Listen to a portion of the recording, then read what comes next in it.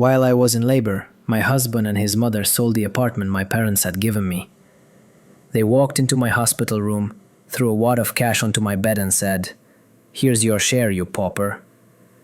I took the money in silence. But when my mother-in-law saw the buyer's signature on the contract I handed her, she screamed in horror and fainted. Before we continue, I'm asking for your support. Like this story, subscribe to the channel, and please leave a comment. Thank you so much, and enjoy listening. Veronica stood in the sunlit living room, gently stroking her round belly. 8 months. Her little Ava was already kicking, as if greeting the world from her cozy hideout. The 2-bedroom apartment in a new building wasn't just housing. It was a true nest that Nikki had been feathering with love for the past 6 months. Her parents had given it to her as a wedding present. So generous it instantly spared her and Ethan from renting and a crushing mortgage. Nikki adored this place. Light walls, floor-to-ceiling windows over a park, a spacious kitchen where she baked her signature apple pies. Everything breathed comfort and the promise of a happy family life. Ethan, her husband, seemed happy too. Coming home each evening, kissing her neck, kneeling to press his ear to her belly and whisper to their daughter, "How's my princess?" Waiting for Dad. Nikki melted at his tenderness and forgot her small worries. But she had one big worry, and it had a name. Evelyn, Ethan's mother, a commanding woman with the sharp gaze of a former chief accountant and unshakable certainty in her own rightness. From the start, she made it clear she didn't consider Nikki good enough for her boy, and the apartment that had fallen to her daughter-in-law so easily became a bone in her throat. "Nice digs," she would say, giving the living room a critical look during her frequent visits. But they're just sitting there, dead weight. Money should work, not sit in walls. At first Nikki joked it off, saying this wasn't money to her, it was a home. But Evelyn was persistent, circling back again and again with new arguments. One brilliant business idea, she announced at the family dinner, beaming at her son. "A little auto shop. Great prospects. We just need startup capital. And where do we get it?" Ethan, who'd been chatting about football, jumped in. "Yeah, Mom's right. If we sell the apartment and invest, we could double it in a year. Then we'll buy an even bigger place." Nikki froze with her fork in the air. "Sell our apartment?" "Not ours, yours," Evelyn corrected with a sugary smile. "But you're a family now. Everything should be shared. For the future, honey. For our little Ava." Nikki looked to Ethan for support, but he avoided her eyes, staring into his plate. "Nick, what?" "Mom's right," he mumbled. "An apartment is just an asset. A business is growth." The future. That night, Nikki felt the first icy stab of fear. Her home, her fortress, was under threat, and the enemy wasn't outside. It was inside her own family. She tried to explain to Ethan that this apartment was a parent's gift, her only dowry, her safety. But he wouldn't hear it. His mother's arguments weighed more. The talk ended in nothing, leaving a heavy residue.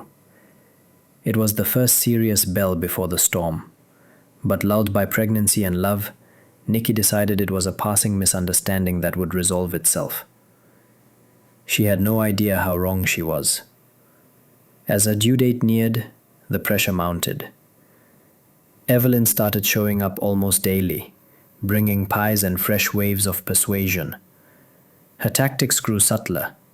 No more direct demands to sell, only sighs about how hard the young have it, how unfair the world is. "I look at you two and my heart bleeds," she lamented. "Your Ethan slaves away all day for pennies when he could run his own shop. A man should advance, not warm a chair in some office." Nikki stayed silent as those words burned holes in her calm. She remembered when her parents gave her the keys 6 months before the wedding. Her father, Andrew Harper, a retired police captain and now head of security at a big bank, looked at her with a strict but loving gaze. "Sweetheart, this is your home," he said. "Your fortress. Whatever happens, you'll always have a roof that doesn't depend on anyone." Her mother, Irene, brushed away a tear. We just want you happy, and never beholden for your bread." Her father had cast a doubtful glance at Ethan then. The guy seemed okay, but soft. And his mother? He didn't finish, but Nikki understood. "Be smart, Nikki. Don't let anyone climb on your neck. The deed is only in your name. Keep it that way." Now, hearing her mother-in-law's speeches, Nikki knew how right her father had been. Evelyn didn't see a beloved daughter-in-law. She saw the owner of a valuable asset to be put to work as soon as possible. Meanwhile, Nikki did the sweetest work, setting up the nursery. Peach walls, white furniture, airy curtains with playful animals. She spent hours online choosing a crib, a changing dresser, a mobile with lullabies. Each purchase, each screw in the wall felt like building their little world. It was her escape from bad thoughts. But Evelyn found reasons to criticize here too. Why such an expensive crib? She clicked her tongue. She'll outgrow it in a year. We bought Ethan the simplest wooden one. He survived. Big strong man now. Better you'd spent the money on something useful. Ethan, who had helped assemble the crib with excitement the day before, kept quiet in his mother's presence. Again and again, caught between two fires, he chose his mother's side, if only by silent assent. The pressure escalated. Evelyn began citing friends. Lariska's son sold his wife's place. Now they own two. Live in one, rent the other. That's what a smart man does. Nikki's strength was ebbing. She cried at night once Ethan fell asleep. She tried to tell him his mother was destroying their family, but he waved it off. "Nick, stop. You're pregnant. Hormones. You take things too hard. Mom wants the best for us, in her own way." Nikki realized she was alone in this fight. Her husband wasn't on her side. He was the obedient son, afraid to lose his mother's approval. The closer the birth, the tighter Nikki clung to her apartment, sensing it was her only lifeline in the sea of lies and manipulation around her. At 38 weeks, with days to go, Ethan and Evelyn staged their big move, wrapped in the thickest paper of care. "Nikki, sweetheart," Evelyn cooed, perching on the couch where Nikki rested. "You'll soon be in the hospital with the baby, and life won't wait. Bills to pay, errands to run." "So," Ethan chimed in, sitting on the other side, "we think you should give me a power of attorney, purely formal, for small household things, so I can handle routine stuff while you recover, so we won't bother you." It sounded logical, even caring. Exhausted by late pregnancy, Nikki almost agreed, but something inside, a quiet survival instinct, made her pause. "Is it really necessary?" she asked. "Of course," Evelyn threw up her hands. "You don't want late fees or the power cut, do you? You'll have a newborn. Ethan will handle it. He's your husband. Who else would you trust?" They argued relentlessly. To refuse meant showing this trust and sparking another fight. To agree meant going against her screaming intuition. That evening, she called her father and recounted everything, trying to keep her voice even. Andrew listened in silence, his silence more eloquent than any words. "Absolutely not," he said at last, steel in his tone. "No general power of attorney. At most, pick up mail and pay utilities. And even that I wouldn't recommend. But Dad, they say it's just for convenience." "I know what they say," he cut in. "I also know your mother-in-law and her appetite. Ethan may not be a villain, but he's weak. She twists him as she pleases." He paused. "You know what? Come to my office tomorrow. We'll sign one paper for your peace of mind." "What paper?" "I'll explain. Just come." Next day, Nikki went to see him. In his spacious office with a view of downtown, she felt safe. Andrew laid out 2 documents. "This," he pointed to the first, "is a promissory note, pretending I loaned you a sum comparable to the apartment's value. And this, the second sheet, is a security agreement. Your apartment stands as collateral. We won't register it anywhere. It'll sit in my safe." "Why?" Nikki still didn't get it. "It's your safety line," he said patiently. "If they try anything behind your back, this backdated note and lien make any sale illegal. Encumbered property can't be sold without the secure party's consent. Mine. It's a legal shield." Nikki looked at her father with admiration. He was always 2 steps ahead. She signed, feeling enormous relief. Back home, she told Ethan she'd agreed to a limited power of attorney, utilities only. He agreed surprisingly easily, deciding apparently it would suffice for their plan. They went to a notary. Nikki read every word and signed a document with a very narrow scope. She felt safe. She had no idea her husband and mother-in-law would go far beyond anything she imagined, and wouldn't need her signature to launch their scheme. Labor began suddenly, in the middle of the night. Nikki woke to a tight belt of pain. At first, she thought it was practice contractions, but when they grew regular, she knew it's time. "Ethan, wake up. I think I'm in labor." He sprang up, flustered, his usual calm gone. He dashed around despite the hospital bag being packed for a month. "Okay, breathe. We'll call an ambulance. Where's your ID? Your maternity card?" While they waited, Ethan called his mother. Nikki heard him report nervously and Evelyn giving crisp instructions by phone. "It'll be okay, honey," he whispered in the ambulance, holding Nikki's hand. "I'll be there. Mom's already heading to the hospital. She'll oversee everything." At intake, Evelyn was indeed waiting, more composed than her own son, and instantly took charge, pushing Ethan aside and ordering the staff around.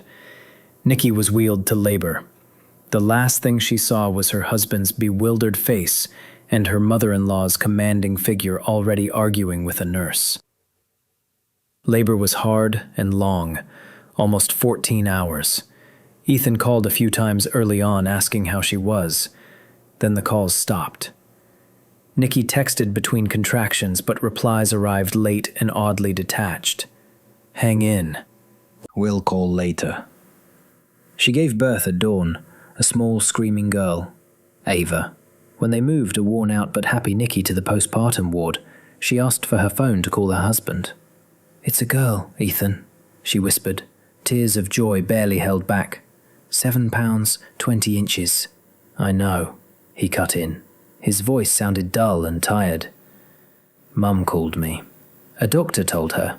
Congrats. I can't come today. Lots to do." "Tomorrow," he promised, and hung up quickly. The euphoria turned to bitter confusion. Lots to do?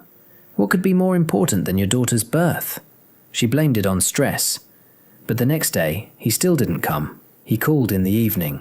An urgent meeting he couldn't cancel. New opportunities. Big changes. Nikki, rocking Ava, half listened. Evelyn, however, kept calling, asking about the baby, giving breastfeeding tips, and repeating, "You just rest, sweetie. Recover. Ethan and I will handle everything. Don't think about errands. We've taken it all on ourselves." Those words, "taken it on ourselves," sounded ominous. But Nikki, absorbed by the newborn, didn't dwell on it. Ethan showed up only on the 3rd day. Modest daisies, a perfunctory peck on the cheek. He looked at the baby in the bassinet, but didn't dare hold her. "She's so tiny," he said, tense, avoiding Nikki's eyes, checking his phone, staying half an hour before rushing to another important meeting. A wall was growing between them. His silence and detachment scared her. She asked what was going on, but he waved it off. "It's fine, Nick. Just a lot happening." Later, she didn't know that while she was in labor and then glowing with happiness, a real betrayal was unfolding behind her back. Her husband and mother-in-law were executing their plan, using her vulnerability. The silence was just the calm before the storm. Days in the maternity ward crawled. Life was feedings, diapers, weigh-ins, checkups. Ava was calm but needed constant attention. Nikki barely slept, but the fatigue was meaningful. She sank into motherhood. Worries about Ethan receded. His visits remained brief and formal. He brought food, clearly packed by his mother, asked after them, and left quickly. He no longer spoke of big changes, but the feverish excitement leaked through his behavior. On discharge day, the pediatrician frowned. "Your daughter has mild jaundice. Nothing serious, very common, but I'd keep you 2 more days for phototherapy." Nikki was upset, but agreed. She called Ethan. "They're keeping us 2 or 3 days." "Oh, what a shame," he said, and Nikki thought she heard relief in his voice. "Get the treatment. We'll wait." Those extra days were a gift to Ethan and Evelyn. Time to close the deal, cover their tracks, and prepare their surprise. While Nikki sat by the bassinet under the blue lamp, her husband was showing their apartment to buyers. It was a sham show with a shady realtor, Evelyn's old acquaintance. They were in a hurry to finalize before Nikki left the hospital, isolated from the outside world and her influential parents. Her limited power of attorney didn't allow real estate sales, but the realtor, for a fat fee, found a notary willing to overlook formalities and process papers using copies and an old broad POA Nikki had once signed for unrelated filings. It was dirty, barely legal, relying on the assumption that a new mother wouldn't raise a fuss. Nikki suspected nothing. She trusted her husband. She dreamed of bringing the baby to their home. She didn't know she no longer had a home, that the trap was ready to spring at her most vulnerable moment. On the 8th day, the doctor announced they were ready to discharge. Jaundice gone, tests fine. "We're out tomorrow at noon," Nikki called Ethan. "Great," he chirped. "We'll welcome you like a queen." Nikki spent the day happily packing. She dressed Ava in a pretty white lace onesie she'd bought and got herself in order. At noon, a nurse came in. "Veronica, your ride's here." Nikki grabbed her bag and precious bundle and hurried to the discharge room, heart pounding with anticipation. She pictured Ethan with a huge bouquet, the three of them driving home to their cozy apartment to start their life together. Ethan and Evelyn were indeed waiting, both dressed like for a celebration. Ethan in a new suit, Evelyn in a bright dress and an elaborate updo. But something was off. They were too excited, wearing odd, triumphant smiles. No flowers in Ethan's hands. "Well, here's our mommy," Evelyn declared, peeking into the bundle. "Oh, what a tiny one. Looks just like her father." Ethan stepped closer and pecked Nikki's cheek. He smelled of expensive cologne. "Congrats," he said, looking over her head. He reached out to take the baby, but Nikki instinctively held Ava tighter. "Where are the flowers?" she blurted, not knowing why that suddenly mattered so much. "Flowers? Why bother?" Ethan waved it off. "We have a much bigger gift. A real surprise." He pulled out his phone and started filming. "Smile. I want to capture this historic moment." Nikki stared, confused. Evelyn pulled a fat white envelope from her purse and thrust it toward Nikki. "What's this?" Nikki whispered as ice spread inside her. "Your future, sweetie," Evelyn intoned. "Or rather, a small part of it. We decided that as a young mother you need cash more than dead square footage." Nikki looked from the envelope to Ethan, still filming. The horrible meaning dawned on her. "What did you do?" Her voice trembled. "We sold your apartment," Ethan announced brightly, as if sharing a lottery win. "At a great price. We invested all the money into my new business. We'll be rich, Nikki. We'll buy a big house out of town, and Mom will live with us." Nikki swayed. The nurse caught her elbow. "You sold my apartment," she repeated, each word heavy.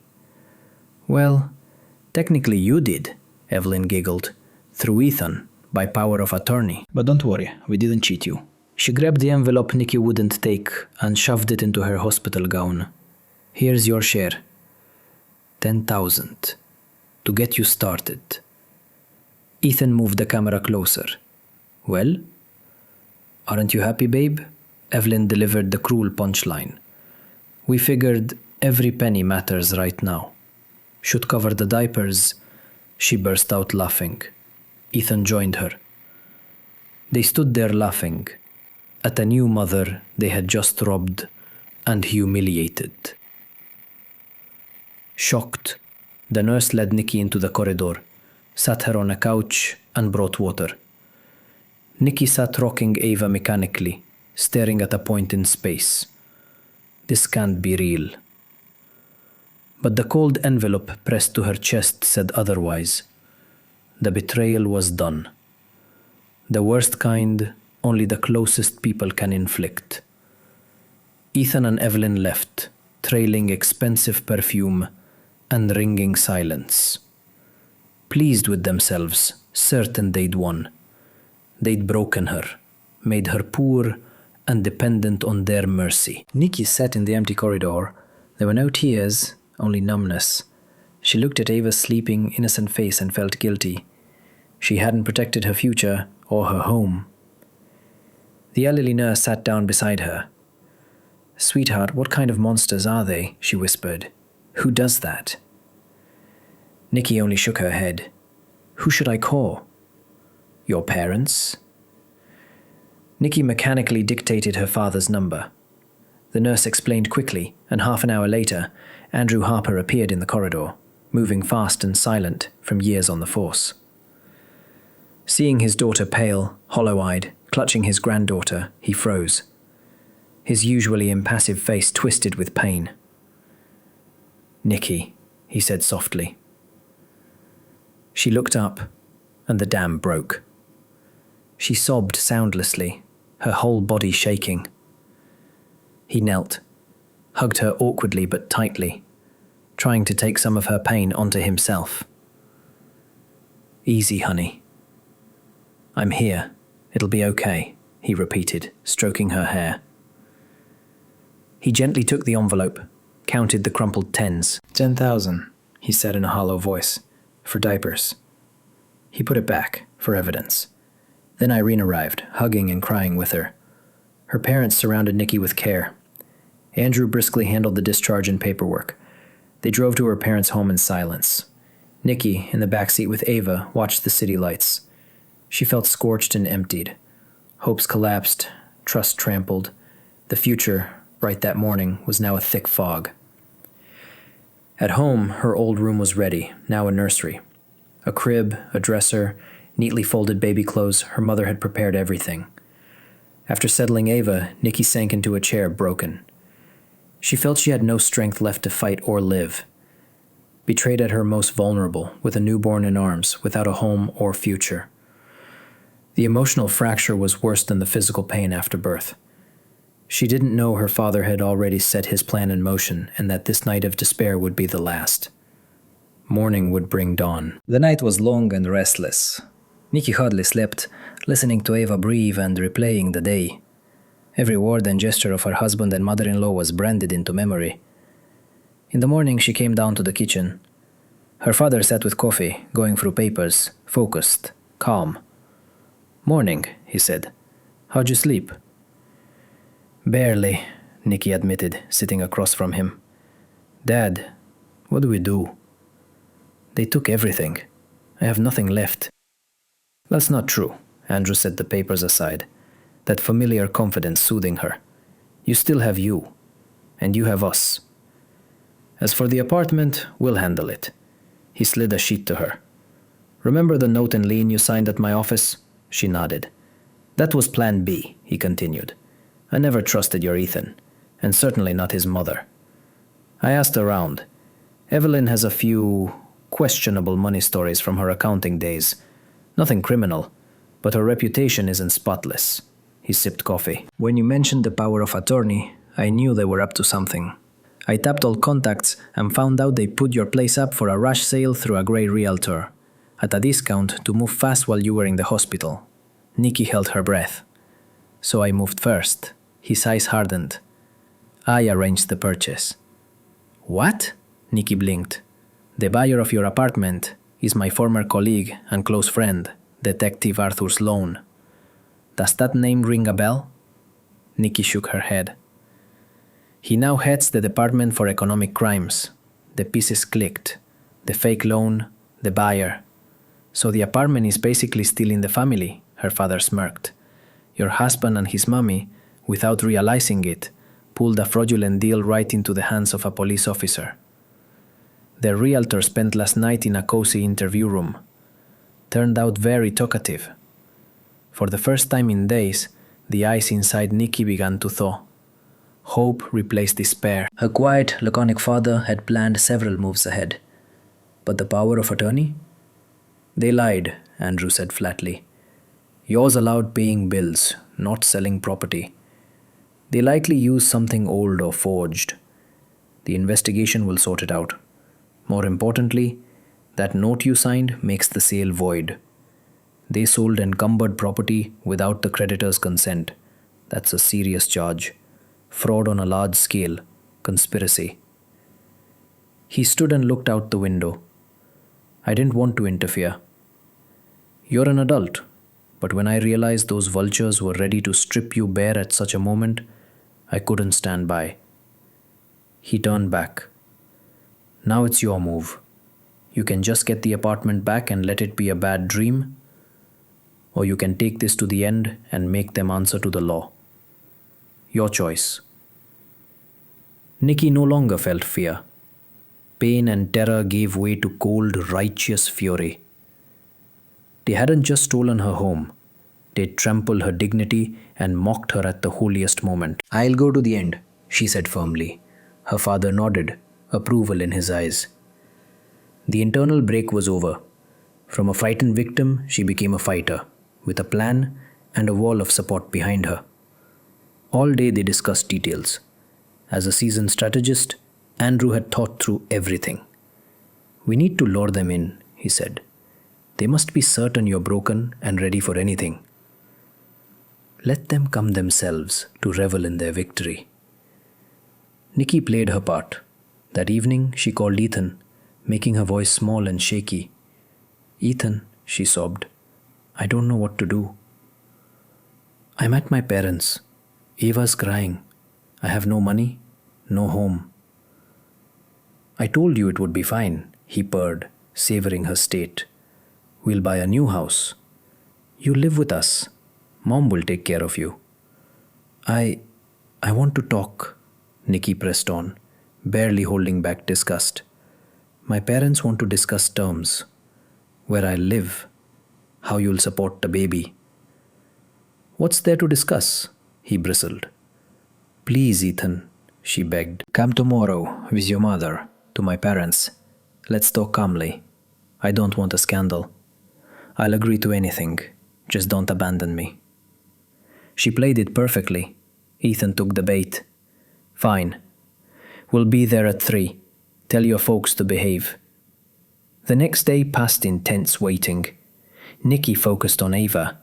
Her mother cooked, creating the illusion of an ordinary day. Her father made calls in his office. At exactly 3, the doorbell rang. Nikki opened it. Ethan and Evelyn stood there like conquerors. Evelyn wore her best fur cape despite the warm weather. Ethan carried himself like the man in charge. Well, hello, dear daughter-in-law, Evelyn sneered as she swept in. I hear you've come to your senses. Good. Family must stick together. They entered the living room where Andrew and Irene waited. Have a seat, Andrew said calmly. They sprawled on the couch, ready to dictate terms. Evelyn started without invitation. We understand your tough situation. Veronica's without a roof. We won't abandon her with a baby. She'll live with us in the big new house we're buying soon, and help with the household. You, she turned to Nikki's parents, can visit your granddaughter on weekends. Andrew listened with arms crossed, his calm beginning to rattle her. As for money, she went on, the $10,000 we gave her is generous. We could have given nothing. The apartment is now ours, or rather, invested in our family business. Nikki sat by her mother, heart hammering, but she held it together. The trap needed to spring. We understand, Andrew said at last. Your position is clear. Now let's look at it from the legal side. He stood, took a folder, and laid 2 documents on the table. Here, Evelyn, is the sales contract for the apartment. And here, he slid the second sheet, is the promissory note and security lien placing that apartment as collateral to me. The counterattack began. Nikki watched their faces change. They didn't yet grasp everything, but their confidence vanished. They smelled the trap. Evelyn snatched the sale contract and scanned it. Her face stretched. What is this nonsense? She hissed, jabbing the buyer's signature.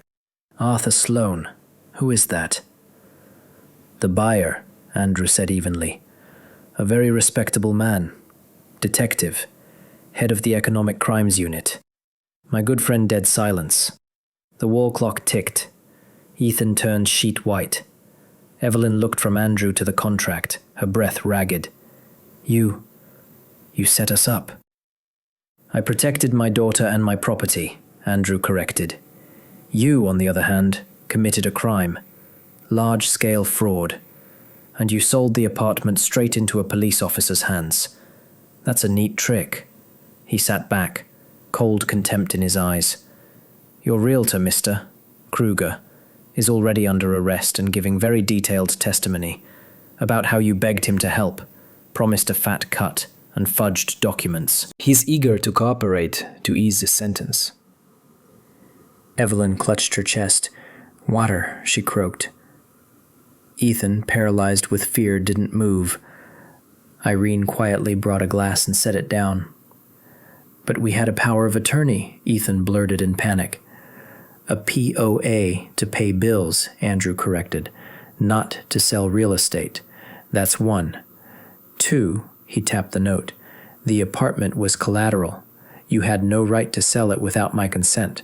Any notary can confirm that, except the one who notarized your deal. By the way, the proper authorities are already handling him. Evelyn made a gurgling sound and sagged into the couch, face ashen.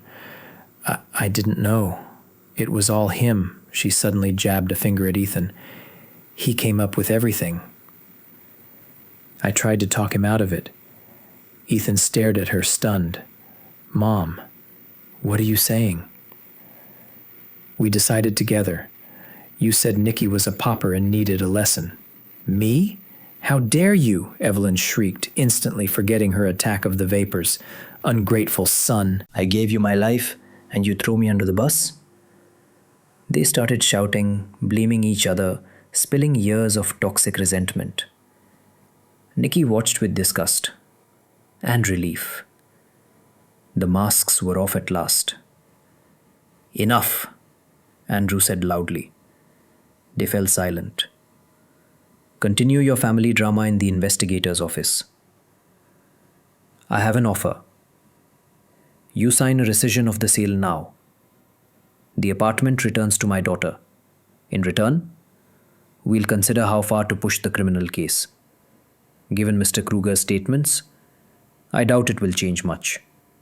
But you might salvage a suspended sentence. Ethan, shaking, nodded. Yes, we'll sign. We'll return everything. Just no prison. Evelyn glared at Nikki and her parents with pure hatred, defeated utterly. Her brilliant plan had backfired. She tried to take everything, and now risked her freedom. Justice prevailed. Elegantly. They fell into their own trap and would answer to the law. And Nikki, quiet, gentle Nikki, won the unequal fight. 6 months passed. Autumn colored the park in gold and crimson. Nikki sat in her apartment, in the same chair where she once cried from helplessness, and smiled as little Ava tried to crawl toward a bright toy. Her apartment. No one called it dead weight anymore. It was again her fortress, her safe harbor. After that memorable meeting, events moved fast. Terrified of prosecution, Ethan and Evelyn signed everything. The deal was rescinded, and the apartment officially returned to Nikki. A case for fraud was still opened, but thanks to a good lawyer and their confessions, they got suspended sentences and heavy fines. Nikki filed for divorce the same day. Ethan didn't contest. He seemed broken, demoralized, avoiding her eyes in court, answering the judge quietly. There was nothing to divide. Rumor had it Evelyn sold her fur cape and country house to pay fines and lawyers. She never tried to contact Nikki again.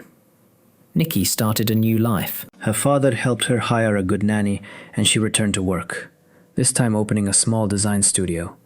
Business took off. Her fresh ideas and impeccable taste found clients. She worked hard, and the work brought not just income, but deep satisfaction. She was no longer dependent, no longer a victim. She was the owner of her life. She learned to say no and to defend her boundaries.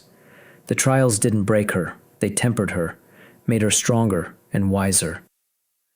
Sometimes she thought of Ethan without anger, only a quiet pity.